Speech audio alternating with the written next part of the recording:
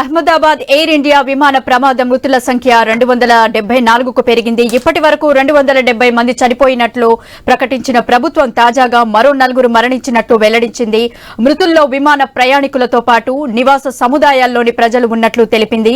ఈ ప్రమాదంలో బీజే మెడికల్ కాలేజీకి చెందిన 33 మంది మృతి చెందగా క్షతగాత్రులకు అహ్మదాబాద్ సివిల్ ఆసుపత్రిలో చికిత్స అందిస్తున్నారు. మరోవైపు ఈ దుర్ఘటనపై హైలెవెల్ కమిటీని ఏర్పాటు చేసిన సర్కార్ పలు విభాగాల్లోని అధికారులను ఈ కమిటీలో సభ్యులుగా చేర్చింది.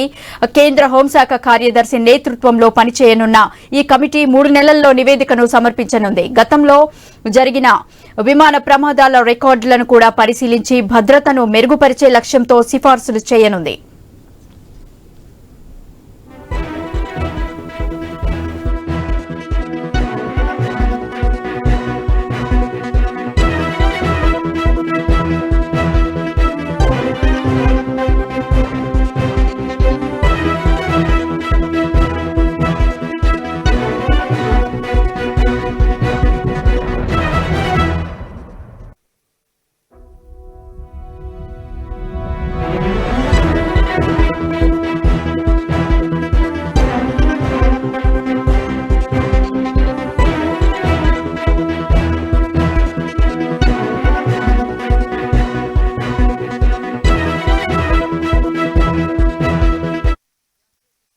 అహ్మదాబాద్ ఎయిర్ ఇండియా విమాన ప్రమాద మృతుల సంఖ్య 274కు పెరిగింది. ఇప్పటి వరకు 270 మంది చనిపోయినట్లు ప్రకటించిన ప్రభుత్వం తాజాగా మరో 4 మరణించినట్లు వెల్లడించింది. ఇక దీనిపై మరింత సమాచారం మా ప్రతినిధి ఏవై స్వామి అందిస్తారు. స్వామి, చెప్పండి.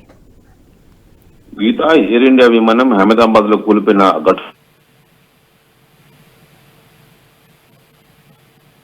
కాలేజీ మెడికల్ కాలేజీ పైన కూలిపోవడంతో కూడా కాలేజీలో ఉన్నటువంటి మెడికల్ కాలేజీ విద్యార్థులతో పాటు చుట్టుపక్కల నివాసితులు కూడా కొద్దిమంది చనిపోయినట్టుగా కూడా ప్రభుత్వం గుర్తించింది.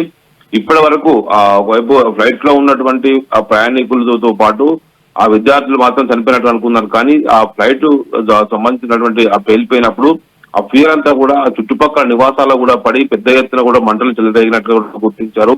చాలా పెద్ద ఎత్తున కూడా మంటలు చెలరేగడంతో కూడా చుట్టుపక్కల నివాసితులు మరో 4 చనిపోయినట్టు కూడా అధికారులు గుర్తించారు. తొలుత ప్రభుత్వం 270 మంది చనిపోయినట్టు ప్రకటించినప్పుడు కూడా స్థానిక నివాసులు మరో 4 మరణించినట్టుగా గుర్తించి మొత్తం సంఖ్యను 274 మందికి చనిపోయినట్టుగా గుర్తించి ప్రభుత్వం తాజాగా ప్రకటించింది. దీంతో మరోవైపు దుర్ఘటనకు సంబంధించి ప్రభుత్వం హై లెవెల్ కమిటీ వేసింది. బ్లాక్ బాక్స్ ను ఇప్పటికే రిసీవ్ చేసుకుందాం, దానికి సంబంధించి దాన్ని డీకోడ్ చేసే పనిలో ఉన్నారు. డీకోడ్ చేయడానికి దాదాపు 24 నుంచి 36 గంటల సమయం పడుతుందని చెప్పేసి కూడా ఒకవైపు ఎక్స్పర్ట్ చెప్తూ ఉన్నారు.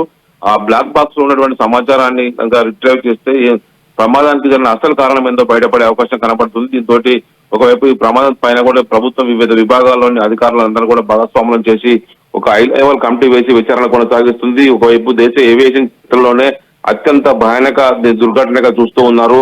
ఒకవైపు ఎయిర్ ఇండియా విమానం గాల్లోకి లేచినటువంటి కొన్ని క్షణాల్లోనే ఒకవైపు ఎలాంటి సమస్య, ఒకవైపు ఇంజన్స్ ఫెయిల్ అయి ఒకవైపు ఒక్కసారిగా జేబీ కాలేజీ ప్రాంగణంలో కూలిపోవడంతో కూడా పెద్ద ఎత్తున కూడా మంటలు చెలరేగాయి. అందులో పూర్తి స్థాయి ఫ్యూర్ ఉండడంతో కూడా ఫ్యూర్ అంతా కూడా చిమ్మినట్లయిపోయి ఆ చుట్టుపక్కల ప్రాంతాల్లో పడి పెద్ద ఎత్తున కూడా మంటలు వ్యాప్తి చెంది చాలా మంది మరణానికి కారణమైంది. మొత్తం ఆ ఫ్లైట్ లో ఉన్నటువంటి 242 మందిలో కేవలం ఒక్కరు మాత్రమే బయటపడగలిగారు. అతను మాత్రమే ఎమర్జెన్సీ డోర్ ద్వారా బయటకు వచ్చినట్టుగా తెలుస్తుంది. దీంతో నేను ఇప్పటికే అక్కడికి ప్రధాని నరేంద్ర మోడీ నిన్న ఉదయం వెళ్లి ఒక పరిస్థితిని సమీక్షించారు. జరిగినటువంటి ప్రమాద స్థలాన్ని కూడా పరిశీలించి సహాయక చర్యలకు సంబంధించి ఆరా తీశారు. కుటుంబాలన్నిటి కూడా DNA టెస్టులు చేయించి వారి కుటుంబాలకు ఆయా చనిపోయినటువంటి వ్యక్తుల పార్థివ దేహాలని వారికి అందజేస్తూ ఉన్నారు. గీత,